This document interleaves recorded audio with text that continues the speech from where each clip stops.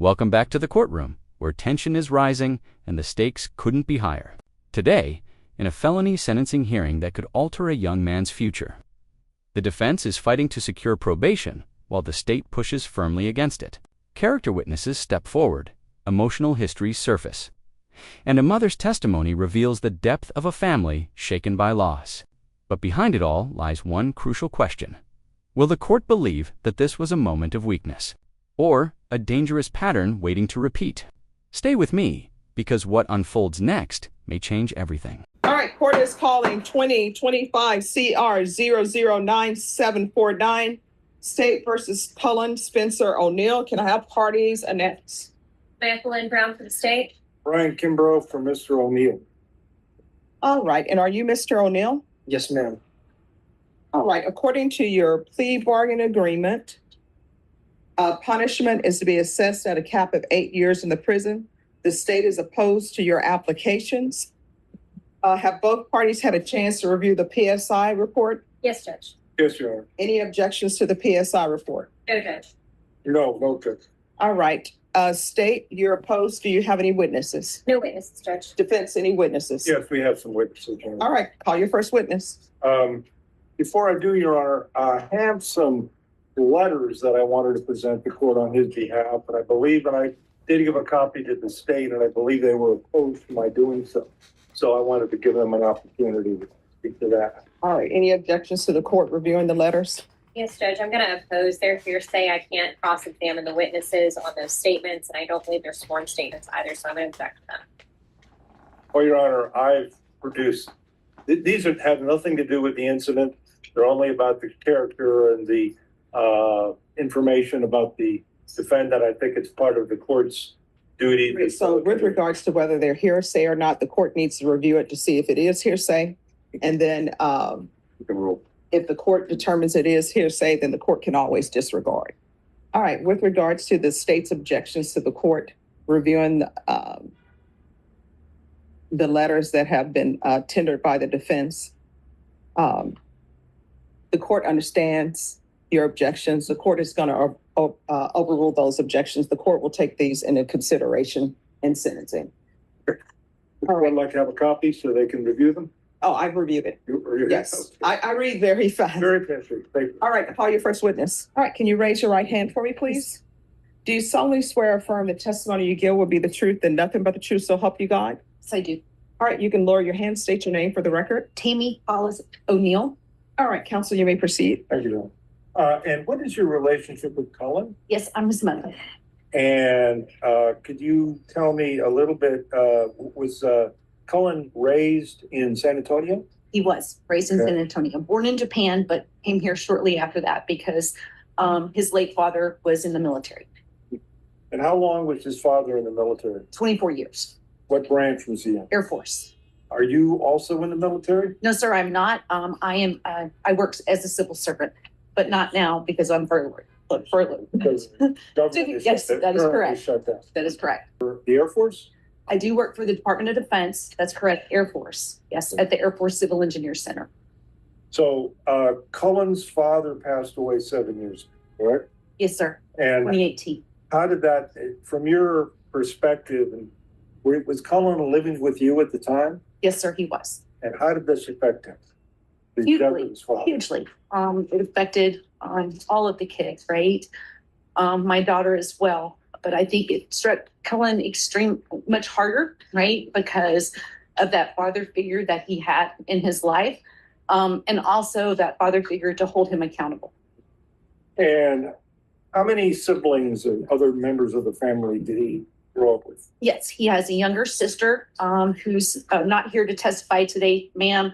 One of the letters was from her. She's full-time in college and couldn't come. And then he has a stepsister as well. And can you describe his upbringing, his childhood? Was it normal? Was it good? Yes, sir. It was good. I would say it was good. He got everything he wanted, you know what I mean? One of those. And I did the best to raise him, with my husband and then as a single mom after my husband passed away. Did Cullen go to school? He did. He graduated. He's got a diploma. He's got a diploma. He didn't get a GED, right? Yes, he did. Yes. He But did. He did. He struggled a lot in school with ADHD, and also so he has struggled with that throughout his life since he's been little, right? Hard to concentrate, anxiety, right? And has he been employed, generally speaking, since he got out of high school? Yes, sir. He has. He has. Has he always sought employment? Yes.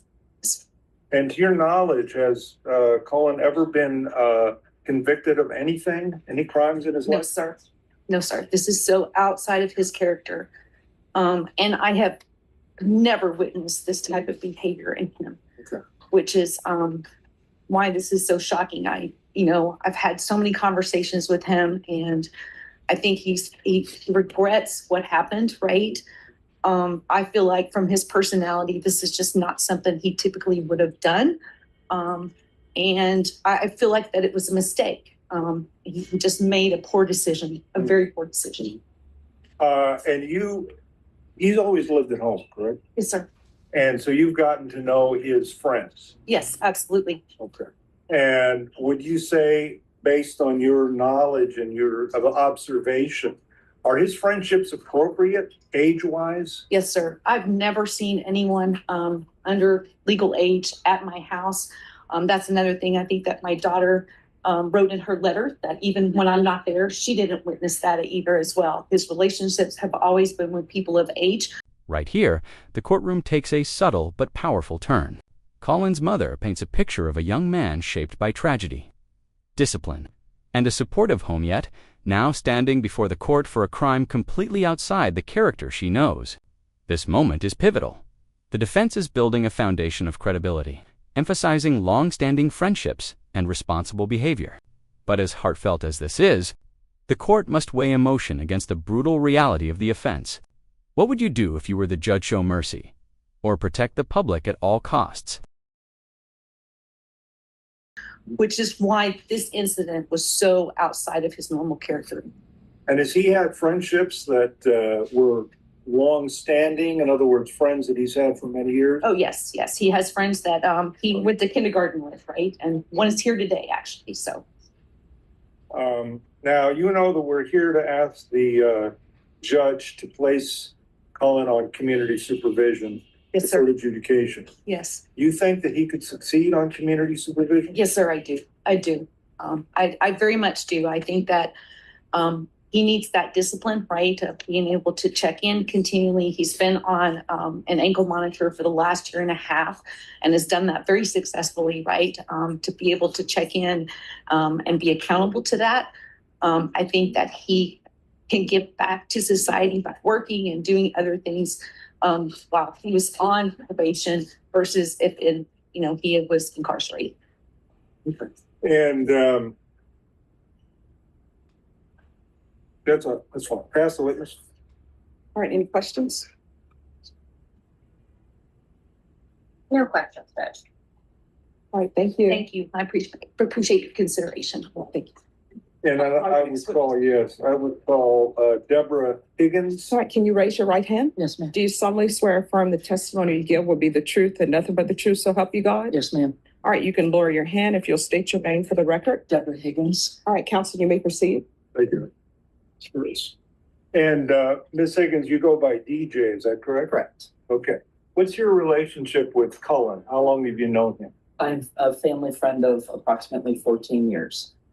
Do you remember how you first met the family? I worked with Cullen's mom. Okay. Was that in the Department of Defense Yes. area? Yes. Are you still working there? No, sir. I retired July 25th this year. And in the course of working with his mother, did you get to know Cullen a little bit? Yes, I would go to their house for holidays and dinners and cookouts and whatnot. What did you observe about Cullen during your period of knowing him? He's a good kid. You know, he was raised well. I watched how him and his sister were raised. They were raised well. They did well. Did you have occasion to see him with other young people? I met one or two of his friends when we were all at the house. They're good kids. And did you ever hear about anything that he might have done? other than this incident that raised concerns for you? No. And you also work in pet safety or something? Animal rescue. Animal rescue. Yes. So you observed what happened today, and you Yes. familiar with it. Yes. So you do not condone bad behavior. Absolutely not. Okay, Right is right and wrong is wrong. you're hardcore on that. Very. Okay, and you know that what Cullen did was wrong. Yes. In spite of that, do you think that he could succeed on community supervision if the judge would give him that? With structure, accountability, and discipline, and having to stay focused on that thing, yes, I do. I think he would do very well with that. And do you think that would be a better outcome than sending him to prison? I do. Why is that? There's prison structure and there's, I don't know the right legal term, but probation structure. And I think him being employed,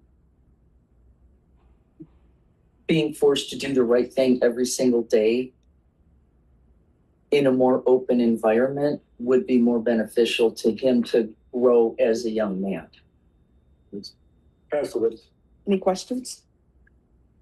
No. All right, thank you. Thank you. Call your next witness. Yes, I would call Melissa Daly. All right, if you could raise your right hand for me, please. Do you solemnly swear or affirm the testimony you give will be the truth and nothing but the truth, so help you God? All right, you can lower your hand, state your name for the record. I'm Melissa Daly. All right, just keep your voice up so the court reporter can hear. Defense, you may proceed. Thank you, Your Honor. Ms. Daly, you're acquainted with Cullen O'Neill, correct? Mm-hmm. How did you know Cullen O'Neill? I've known Colin since we met my son practically in kindergarten. And all the groups of boys always played in the neighborhood. So I watched basically Colin grow up since kindergarten. Okay. And he's always showed the utmost respect and yes, ma'am. And when I had groceries, he'd be the first to come help me take them out of the car. I have him spend the night several times. And I treat him like a son of mine. So Okay. this is totally out of character. Mhm. But What is your son's name? Daniel. Daniel, and he is a friend and grew up with Cullen, correct? Yes, sir. Is Daniel here? Yeah. Daniel, okay. Now, would you, if you had had any issues with Cullen as far as his influence, would you have allowed Daniel to spend time with Cullen? I hadn't had any issues with Colin. Right, So, but if you had. oh, of course I would. But I have not seen, Colin's has always presented great character and integrity. And I thought when he was raised with his father hunting and having all the things that every boy would dream to have with a dad do. Mhm. And since his dad passed, it was very heartbreaking. But he had a group of friends that supported him. So he wasn't like a lonely child. He had lots of friends. And As we move into the testimony of another longtime family friend, notice how the defense strategy sharpens. They're not just showing character, they're showing consistency. Multiple witnesses from different parts of his life, all describing the same respectful, helpful young man. This is intentional. The defense wants the judge to see reliability, stability, and deep community ties. But the judge's role isn't to measure popularity, to determine accountability. So here's the real tension. Can strong character outweigh the seriousness of the crime? Or is this simply too big to overlook? that helped him get through that whole situation during his prime time in childhood. And do you think that that he would be a good candidate for probation, community supervision? Yes, I do. You think he could succeed on that? I absolutely do think he succeeded. He's has high integrity, and this is just outside his character. This incident. Thanks. Absolutely. Any questions? No, Judge. All right, thank you so much. Call your next witness. I'm going to call Cullen, Your Honor. Cullen O'Neill. Can you raise your right hand? Sir. Do you solemnly swear or affirm the testimony you give will be the truth and nothing but the truth, so help Yes, you ma'am. God? All right, you can lower your hand, state your name for the record. Cullen O'Neill? All right, defense, you may proceed. Thank you. Cullen, you know why we're here? Yes, I do. I made an egregious mistake one night. I had no sympathy for the situation I was in due to being under the influence of drugs and alcohol. And I made an honest young man mistake with my emotions and what I was trying to do. I made a horrible mistake. It's been haunting me, and I mean, I've had to deal with it for a year and a half. That I've realized it and sat with it, and people have made fun of me. I've gone through it, but it's something that I know that it's not over because I made a mistake, and I'm willing to take that on the chin. You know what I mean? You talk about football and LSU. I'm leaving it all on the field. You know what I mean? With what I'm trying to do to prove that I need a plea, but I made a mistake. Okay.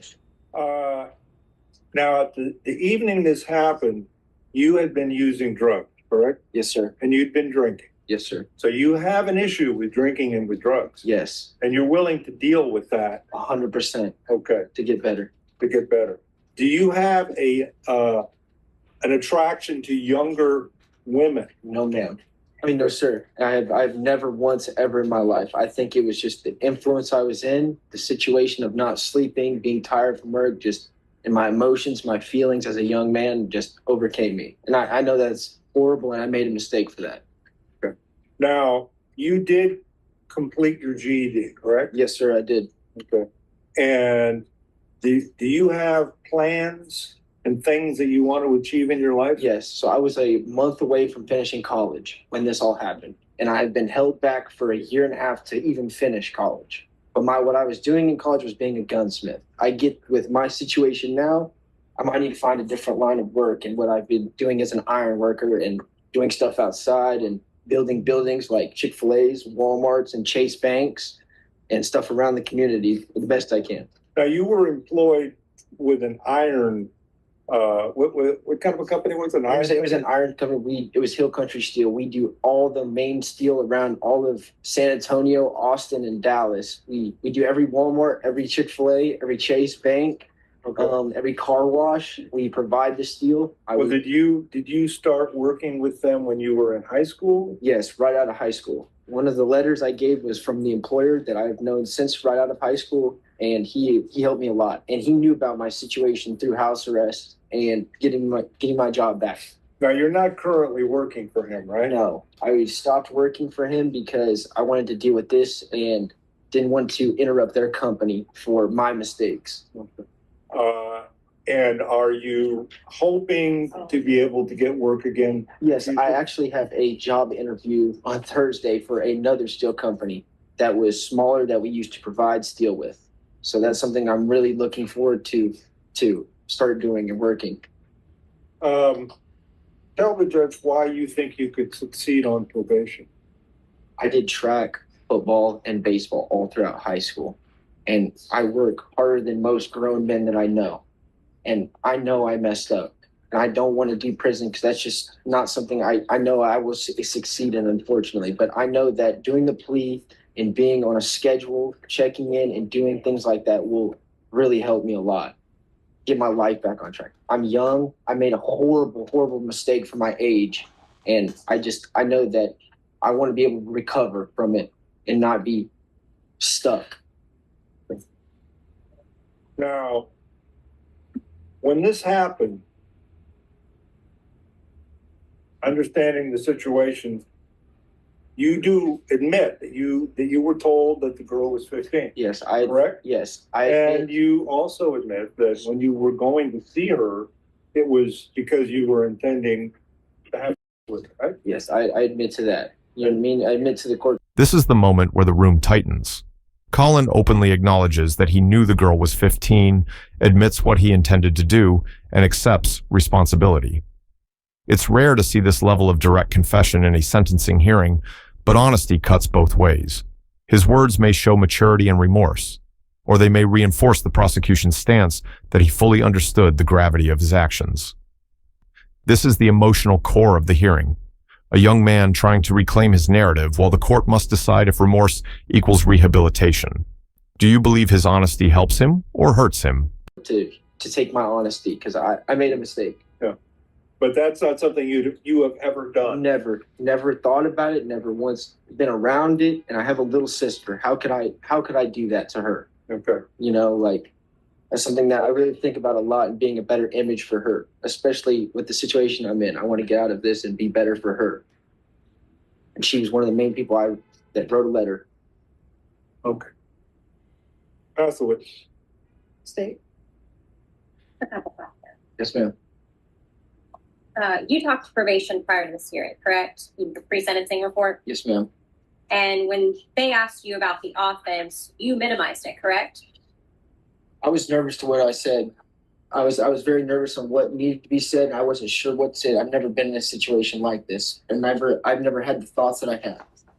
But when you spoke to probation, you did minimize what you did in this offense, correct? I wouldn't say minimize. I told my side the best that I felt that I could. But I did make mistakes. I did say things I wasn't supposed to, and we're here in this situation because of my mistakes. Right. And the officer didn't force you or coerce you into this situation. I mean, it was a sting operation. Correct. But you willingly agreed to meet this person. They didn't force you to meet them, Yes, correct? after like maybe 30, 45 minutes of time had passed since they had started talking to me, yes. And you described in great detail and graphic language exactly what sex acts you wanted to perform on this 15-year-old. Is that correct? Yes. Pass the witness, Coach. Any other questions? No, Your Honor. All right, any other witnesses? No, Your Honor. All right, court will hear brief argument. State. Judge, I'll let defense go first. Your Honor, Cullen O'Neill, in my opinion, is a perfect candidate for probation. He checks off the boxes, so to speak. He's 22 years old. Okay, and not to interrupt your argument, counsel, but this, Well, no. This is what I wanted to address, but nobody addressed it. I don't know if anybody wants to address it. And it has to do with the thing that's mentioned in the PSI. And I don't know if you want to address part of that with your, yeah, I mean, I could ask him okay. if I could recall. And I'm sorry about that. Yes, you could recall it. Sure. You had cocaine that night, correct? Yes, it was for myself, yes. And you were using, Yes, I was. and you were, as you earlier testified, you were using alcohol too. Yes. And you had and did this problem develop like years before? It mainly developed a year or so before of just working hard and just trying to stay up and just trying to deal with college and deal with a full-time job. I didn't know how to overcome myself or talk to and that's just what led me down the rabbit hole right there. And Notice how the judge pauses the legal arguments to dig deeper into the substance abuse issue. That's not accidental. Alcohol and drug use can be critical factors in determining suitability for probation, especially when the offense involves impaired judgment. The judge is testing credibility here. Does Colin truly understand the root of his behavior, or is he minimizing responsibility? His answers will matter. Because in sentencing, insight and accountability can shape the difference between a second chance and years behind bars. messed up. And you understand that when you got to the point what happened that night, you were showing, you had an alcohol and drug problem. Right? Yes, I definitely did. And you have it now, correct? I wouldn't say now. I have definitely resorted to staying off, being a lot better person just due to my probation with my ankle monitor. You know what I mean? Just in case, for whatever reason, they wanted to drug test me or whatever, God forbid, that they would do. I mean, and I have a little sister and my mom, and I don't want to keep that image. I really don't, you know? That's why I really would I don't mind doing drug tests, drug classes, or probation or whatever. All right, and I just asked that because I forgot to bring it up so that could be cleared up because it was in the PSI. So sorry for the interruption. Okay. No, you're fine. Are there any other questions? No more questions. All right, I'm sorry. You may Okay. proceed with your argument. Okay, counsel. thank you. That charge was Dismissed. dismissed. Yes. Again, as I was saying, I think my main point is that Cullen is a very good candidate for probation. He has no criminal history. He is 22 years old. He has a very, very supportive family. He has friends that he's had since he was in kindergarten that are still his friends. I brought family members and I brought friends that have known him that are not related to him. All of them, including the letters that the court read from his employer and from other people that are friends that are not family. His sister did write a letter.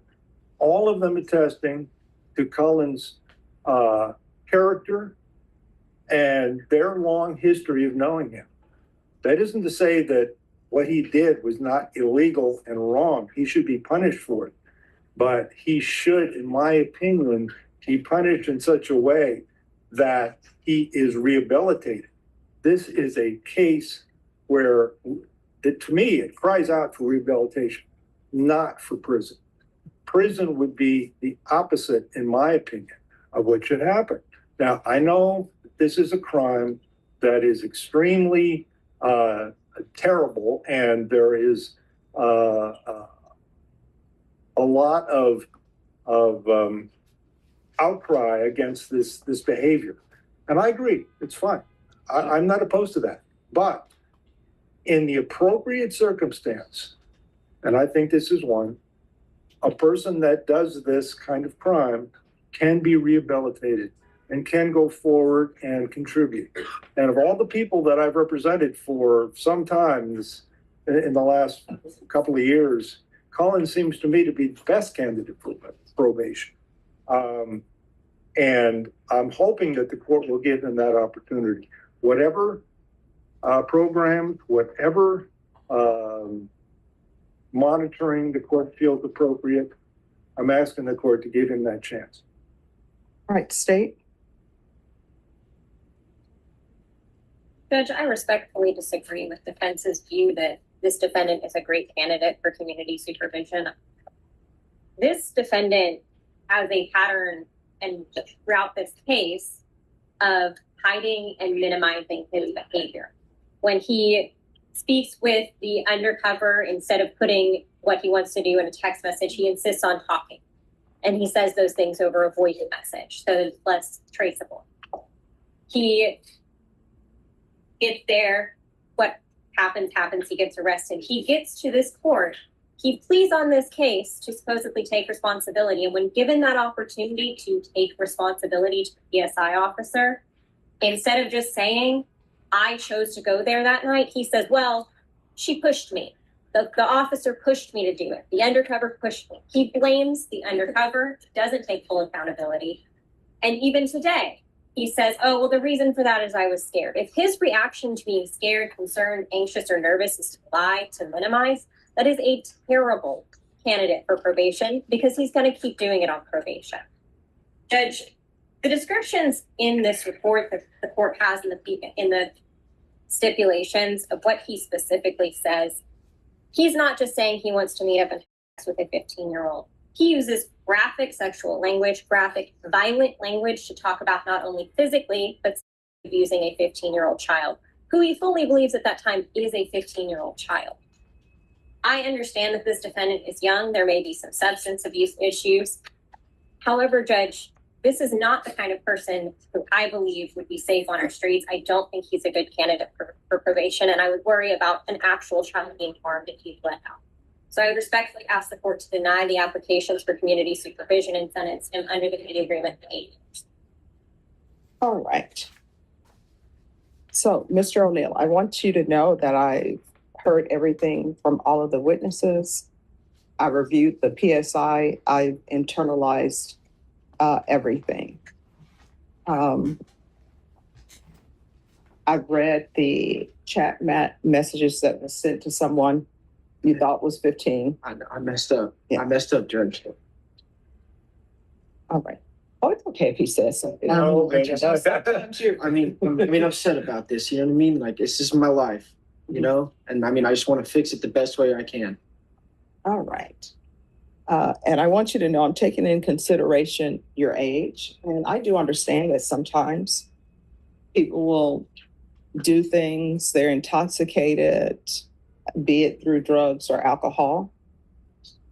However, in reading the stipulations and in reading the PSI reports, there were so many times that you could have just pulled back. I did not understand. You know what I mean? I really did. If I had a better understanding, I would have been honest, like I have been today. No. I'm not even. Here's the thing. This is what I understand. When probation officers are interviewing you for a PSI report, there are a lot of things going through your head, right? You don't want to say anything that could hurt you. Sometimes defense attorney, I was a defense attorney, and let me just tell you what I would tell my clients. I would tell them, for the love of all that's holy, just say, my attorney told me not to speak about it, right? And then sometimes I would have clients, I'm like, go ahead, tell them. So I will tell you what is in the PSI. I'm not holding that against you, because sometimes when people are faced with legal decisions, sometimes they get nervous. Sometimes you have a lot of voices in your head. What would my attorney say? I understand all of that.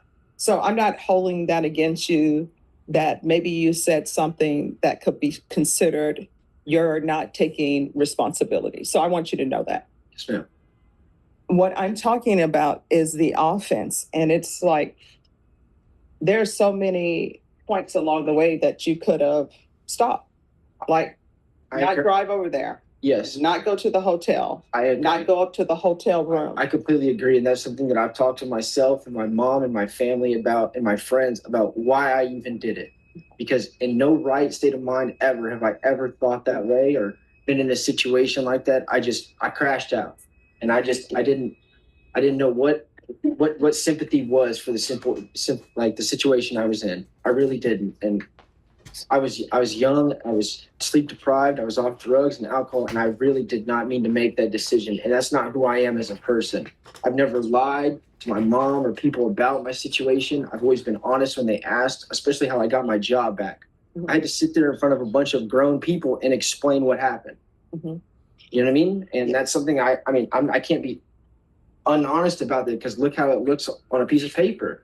You know, no matter what I said, no matter what I did, it's what's shown. And I mean, that's what's here today in front of us. Like, and I made a mistake, but I don't believe that I deserve prison, because I want to be rehabilitated. I know I can work through what the police says. I know my punishment isn't over. It'll be at least 10 years that I'll have to deal with whatever the plea requires. And I know that. All right. So this is what the court is going to do. The court is going to find you guilty. The court is going to order Chapter 62 compliance. There's a $3,000 fine, time and money to run concurrently. The court will sentence you to 3 years in the prison, give you credit for any time served. Did you review the trial court certification of defendant's rights to appeal with your attorney? Did you understand it and sign it? Because this is a plea bargain agreement, because I followed your plea bargain agreement, and because you waive your right to appeal, you do not have the court's permission to appeal. Because this is a felony conviction, you're not allowed to own or possess any weapons or ammunition. If you have a question over that, what that is, you'll need to speak to an attorney. Do you understand? So 3 years? Yes. But like, Well, I have. I'm sorry. You gonna talk to him? Well, Yes, here, but I have another thing I'd like to raise. yes. This is not a 3G off. No, And so I will. I didn't- Did the court retain jurisdiction?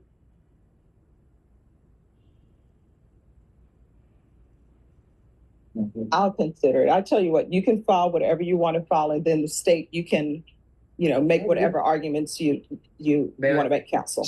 May I hug my mom? No, you'll have to talk to the deputies. They're in charge of security.